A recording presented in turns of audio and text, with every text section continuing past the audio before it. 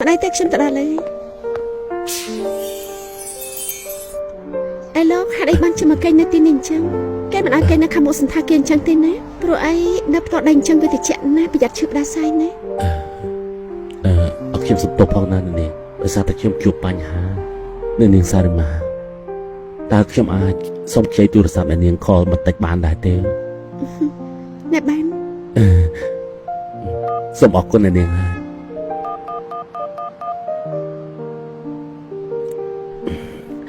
សួស្តីលេខទូរស័ព្ទនៃលោកអ្នកកំពុងហៅត្រូវបានបិទសុំទោស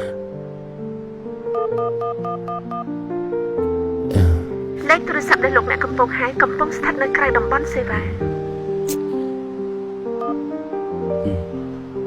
គ្មានអ្នកលើកទូរស័ព្ទលោកទេនិយាយអញ្ចឹងនាងជួយខ្ញុំបន្តិចបានដែរទេអាចឲ្យខ្ញុំចេញលុយ500សិនបានដែរទេអ្នកនាងក៏ខ្លាចខ្ញុំអីខ្ញុំមិនបោកនាងទេខ្ញុំនឹងសងនាងវិញណាមិនអីទេចាំខ្ញុំឲ្យលោកខ្ចីប៉ុន្តែលោកអាចប្រាប់ខ្ញុំបានទេថាលោកមានបញ្ហាអីទេណាបញ្ហាគឺអញ្ចេះទេខ្ញុំនឹងមិត្តខ្ញុំបាននាំគ្នាទៅរកស៊ីនៅឯគុនដុងរួចខាតបង់លុយអស់ចំណែកទូរស័ព្ទក៏គ្មានប្រើដែរខ្ញុំអត់បាយពីថ្ងៃមកហើយខ្ញុំគេងនៅទីនេះពីថ្ងៃហើយឥឡូវខ្ញុំចង់ទិញសម្បត្តិឡានត្រឡប់ទៅស្រុកវិញចាំខ្ញុំឲ្យលោកថ្ងៃនេះខ្ញុំមានតែ800យួនទេលោកយកវាទៅទិញសម្បត្តិឡានហើយក៏ទិញបាយម្ហូបឆ្ងាញ់ញ៉ាំទៅណាថ្ងៃនេះមិនបានល្អទេងងឹតម៉េចលោកស្នាក់នៅសន្តាគារខ្ញុំសិនទៅស្អែកនេះចាំលោកចេញទៅខ្ញុំអរគុណអ្នកនាងហើយណាមិនបាច់ឲ្យខ្ញុំគេក្នុងសន្តាគារទេឲ្យខ្ញុំសើទីនេះមួយយប់ទៀតសិនបានហើយមិនអីទេសន្តាគារនេះគឺជារបស់ខ្ញុំឲ្យលោកស្នាក់នៅមួយយប់មិនគិតដូចទេម៉ាតែជាមួយខ្ញុំអរគុណអ្នកនាងហើយចឹងអាចារ្យឲ្យបន្ទប់គាត់មួយឲ្យខ្ញុំមកបន្ទប់ផងខ្ញុំត្រូវការងុតទៅចាបានធ្វើការស្រីស្អែកខ្ញុំមិនបានជួនដំណើរទេសូមសុខសប្បាយតាមផ្លូវនេះបាទអ្នកនាងតកែបអីទេអរគុណហើយអ្នកនាងខ្ញុំសុំលេខតាក់ទងអ្នកនាងមួយបានដែរទេសម្រាប់ខ្ញុំផ្ញើលុយឲ្យអ្នកនាងវិញលោកមិនបាច់សងលុយខ្ញុំវិញទេអាចារ្យឲ្យនាងមកបានខ្ញុំមួយឲ្យគាត់ទេចាអ្នកនាងអរគុណហើយកុំប្រអប់ឲ្យអ្នកនាងតកែចាំខ្ញុំសងប្រាក់ជូនអ្នកនាងវិញណាសំណាងខ្ញុំខ្លាំងណាស់ដែលបានស្គាល់អ្នកនាងតកែសូមតែទទួលកដោច្រើនពីខ្ញុំមិនចឹងអ្នកនាងនេះអ្នកនាងខ្ញុំជឿថាថ្ងៃណាមួយបើយើងមាននិស្ស័យមែនគង់ទៅជួបគ្នាម្ដងទៀតទេលោកមិនចាំបាច់សងវាមកខ្ញុំវិញទេបើសិនជាលោកពិតជាមានចិត្តមែននោះសូមលោកយកវាទៅធ្វើសប្បុរសបរិច្ចាគទៅឲ្យពួកអ្នកអត់ឃ្លៀងសក្តិឲ្យត្រូវការអូបានល្អណាស់អ្នកនាងនេះសាបន្ទប់របស់លោកឡើងទៅសម្រាប់ចាអរគុណហើយបាទអ្នកនាងតកែបន្ទប់របស់អ្នកនាងគឺលេខ906ចាំមិនឲ្យខែនេះកុំភ្លេចផ្ញើរបាយការណ៍ហិរញ្ញវត្ថុឲ្យខ្ញុំផងចាអ្នកនាង2-3 ខែក្រោយមកសន្តាគារប្រឈមនឹងការខ្សែធនអាឡូលោកលឿងខ្ញុំចង់និយាយថាលុយដែលខ្ញុំជពាក់លោកចាំពីថ្ងៃទៀតបានទេពជាពេលដល់បានទេខ្ញុំត្រូវការឆាប់ហ្នឹងអញ្ចឹងមិនអីទេចាំខ្ញុំគិតរកវិធីផ្សេងទៀតចេះ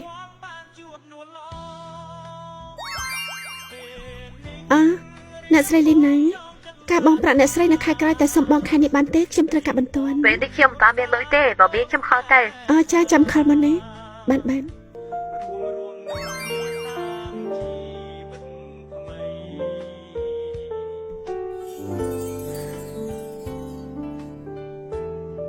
នកនេះតកែលោកលីប្រាប់ថាប្រាក់ដែលគាត់ត្រូវសងតតែពី3ថ្ងៃទៀតដែលនោះខ្ញុំខលទៅឲ្យបើមិនអញ្ចឹងអ្នកនាងសាក់ខលទៅគាត់ម្ដងទៀតទេ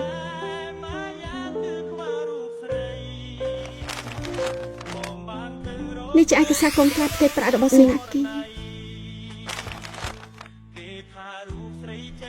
នេះសាឡានខ្ញុំនាងយកវាទៅលក់ទៅ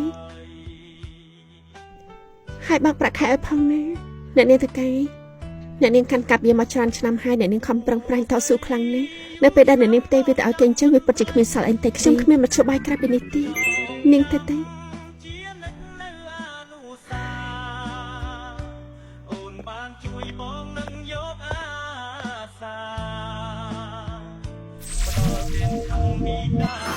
3 ឆ្នាំក្រោយ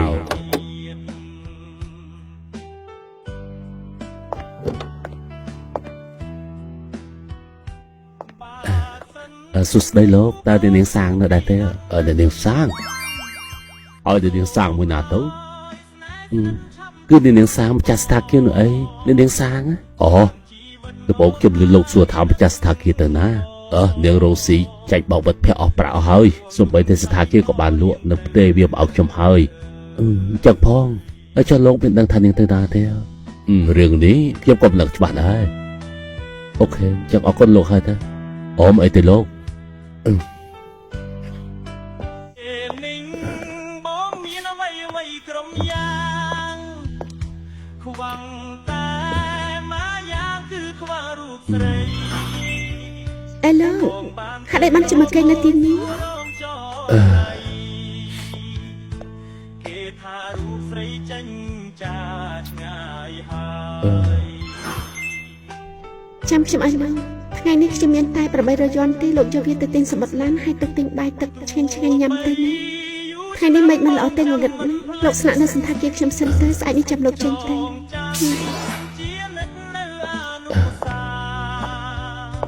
អូនបានជួយបងនឹងយកអា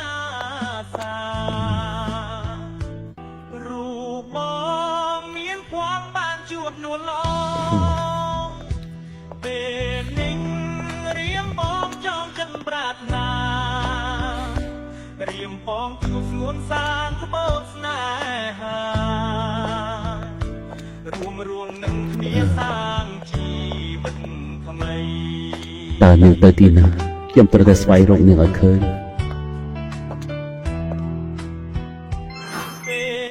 សួស្ដីតើលោកចិត្តកងឡានឲ្យខ្ញុំមកមែនទេនាងឈ្មោះសាងមែនទេ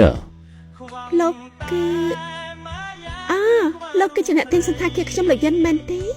អូហ្នឹងហើយមានប្រុសម្នាក់តាមសួររកនាងសួររកខ្ញុំហ្នឹងហើយគេថាក្រុមហ៊ុនរបស់គេត្រូវការមនុស្សម្នាក់ដែលមានបទពិសោធន៍គ្រប់គ្រងសន្តាគារដូចជានាងចឹងមិនដឹងថានាងចាប់អារម្មណ៍អត់ទេតែមើលទៅនាងមិនចាប់អារម្មណ៍ធ្វើវាទេមើលទៅអត់ទេលោកខ្ញុំអរគុណលោកយ៉ាងច្រើនហើយអរគុណណាស់ខ្ញុំពិតជាចាប់អារម្មណ៍អូល្អចឹងស្អែកនេះមក8ព្រឹក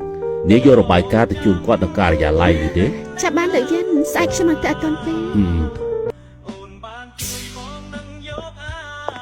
សាបដល់ទាំងខាងពីកាមកឲ្យបងជំរាបសួរលោកប្រធានខ្ញុំមកធ្វើរបាយការណ៍ជូនលោក